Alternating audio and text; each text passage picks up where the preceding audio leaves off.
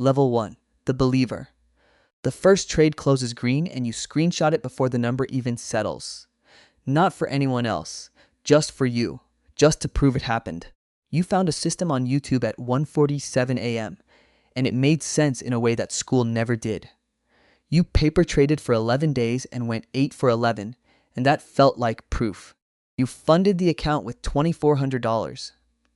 The amount you told yourself you could afford to lose, which is how you knew you couldn't afford to lose it. The setup appears exactly the way the video described. You take it. It works. You make $340 in 4 minutes. You sit there, quiet. Then you open a second position. The hidden rule of this level is that the market is not a puzzle you solve. But you don't know that yet. You think the people losing money simply haven't found the pattern. You have the pattern. You found it in 11 days. Your wife asks if you made money today. You say yes, and she smiles, and you feel something you can't quite name, like arriving. Like you finally know something other people don't. The account goes to $3,100, then $3,800. Then you have one bad week and it goes to $2,200, and you add $1,500 from savings to bring it back up. You don't tell her about that part. What this level costs is your ability to walk away when you're even. You had it once. It's gone. Level 2, the adjuster. You've lost the account twice now, rebuilt it twice. The second rebuild felt easier, which should have worried you, but it didn't.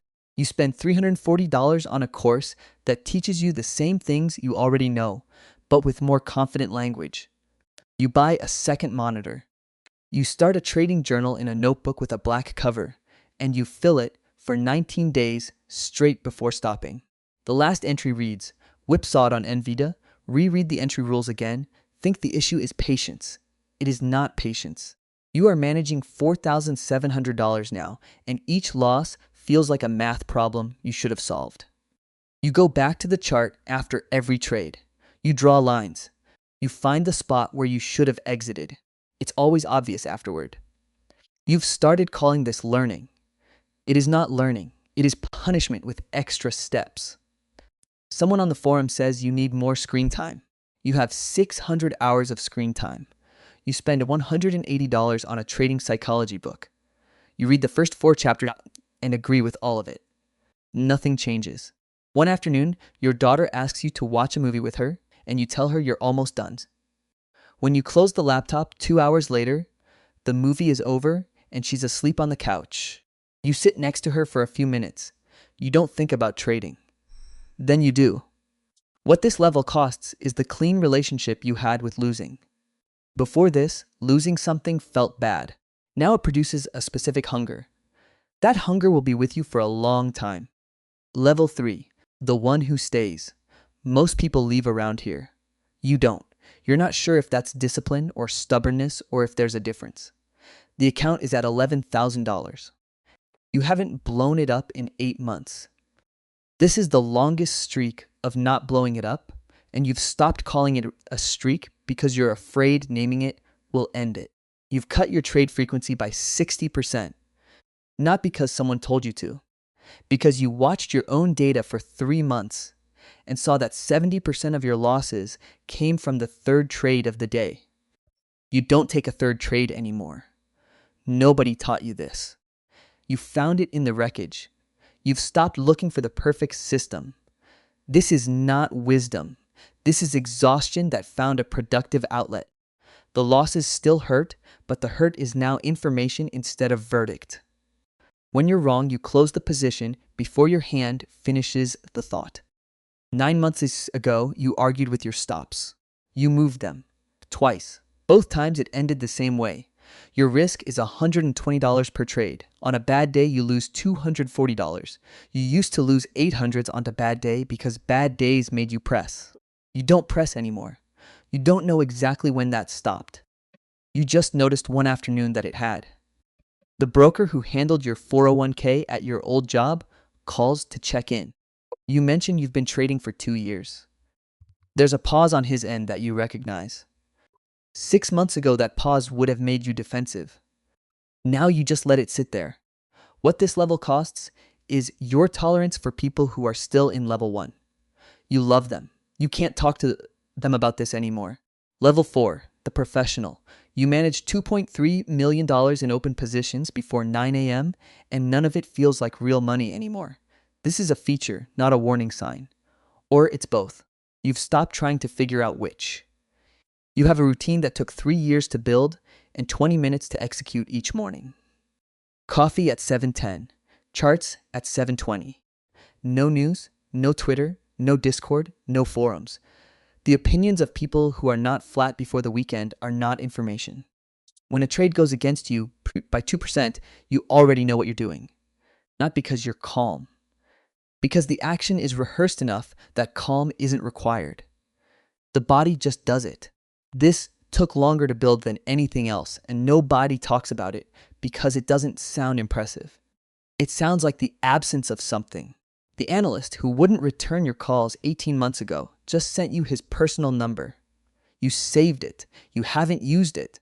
You don't need it now. And when you needed it, he wasn't available. And you remember that without bitterness, the way you remember facts. You have 2 rules that no course ever taught you.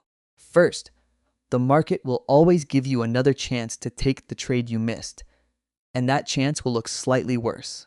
Second, every system stops working, usually right after you've bet the most on it.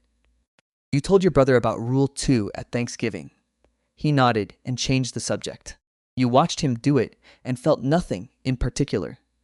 You ordered the same coffee you've ordered for 11 years. Halfway through it, you noticed you don't actually like it. You've never liked it.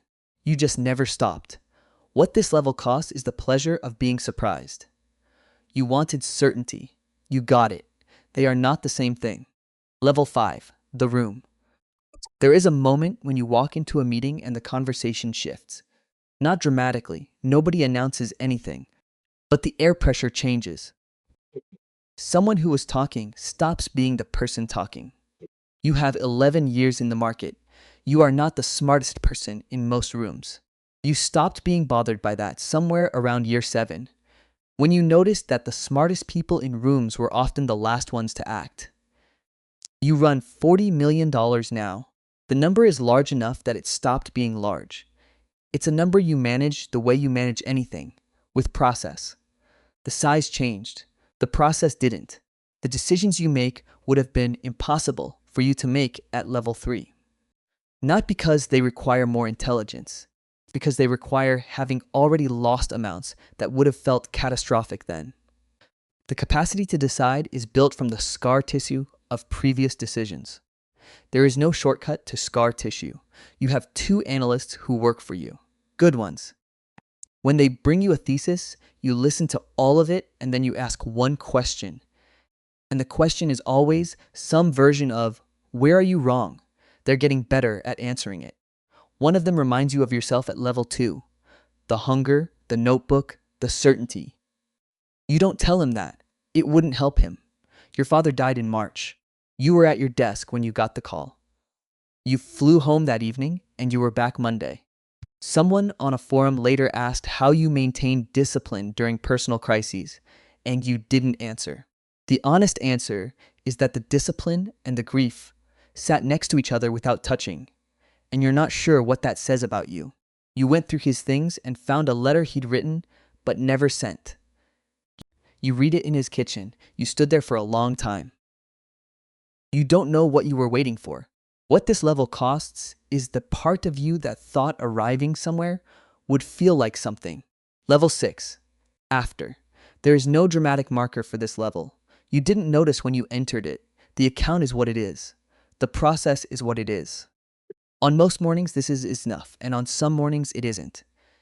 And you've stopped trying to force it to be one or the other. You know a few things completely now that you could not have been told at level 1. Not strategies, not patterns. The actual thing, that the market is a mirror, and you were never going to find anything in it that wasn't already in you. And what most people find in it is everything they refused to look at anywhere else. You sit on the back porch some mornings before the screens come on. Coffee you actually chose this time. The yard is quiet.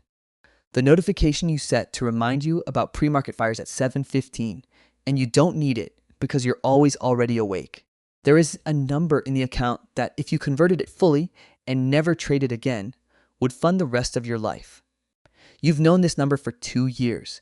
You keep trading.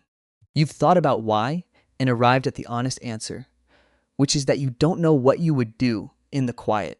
You've been moving towards something for so long that stopping feels like a different kind of loss. On a Tuesday afternoon, you get a call from a kid, 23, maybe 24, who got your number from someone. He's been trading for 7 months. He has a system. He wants to know what you think. You listen to him describe it, and you hear every word he isn't saying. The certainty, the screenshots, the 1:47 a.m. discovery. You ask him one question: what have you lost so far? He pauses. Then he tells you a number that is small enough to still feel large to him. And you can hear in how he says it that he believes the losing is behind him now.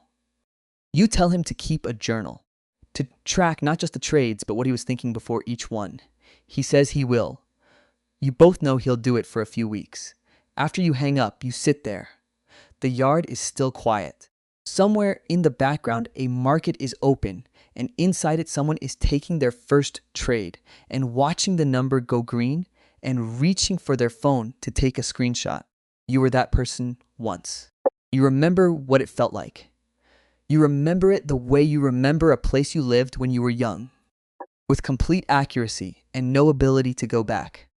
The alarm fires at 7:15. You were already awake.